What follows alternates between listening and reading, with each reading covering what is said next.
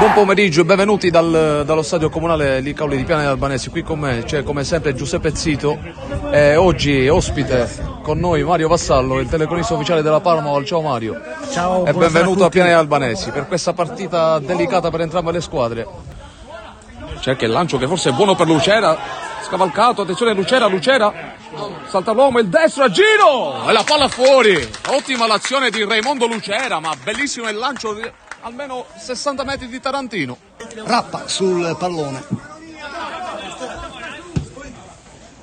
a cercare Colli, la mette giù di petto Colli, entra in aria, ancora Colli, prova la botta di sinistra, palla che sorvola di pochissimo la traversa, saltano in diverso, occhio a questa pallone che rimane sui piedi di Lucera che entra in aria, la mette nel mezzo, occasionissima per Duro. Maia, qui attenzione, c'è un intervento in aria, si scontrano due giocatori, l'arbitro lascia correre, occhio al contropiede della Parma con Rama che va in velocità, ancora Rama, prova la conclusione, debole, centrale, Caronia, pallone per Rama che allarga su Colle, profondità, la mette nel mezzo Colle, con la conclusione di Sani, calcio di rigore. Parte Elam Rui che piazza Belmonte e porta in vantaggio la Parma. Tutto questo al 28esimo del primo tempo. 4 uomini. Fischia Canichetti, parte serio, a giro sul primo palo, bravo a distendersi qui Tarantino, a deviare il pallone. Tanto ancora Lucera, palla per il serio, semi profondità per Lucera. Riesce a chiudere ancora la difesa del... Maia il destro! Maia! Poi sventaglia sulla destra a cercare Serio che fa viaggiare Giovenco, la mette nel mezzo Giovenco. Palo!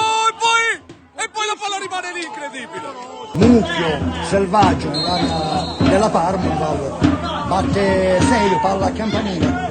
Prova la forbice, intervento anche qui prodigioso da parte di Tarantino. Schieramento al limite dell'area, parte Serio, palla centrale qui, grande occasione.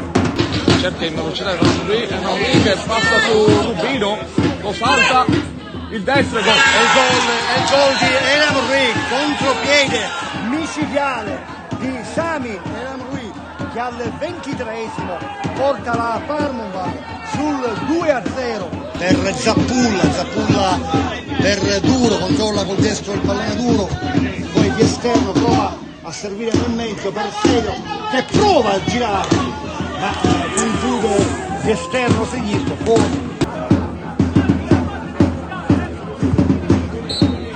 E in questo momento arriva il triplice fischio del signore Canichetti a Piana degli Albanesi. Parma batte San Giorgio Piana 2-0.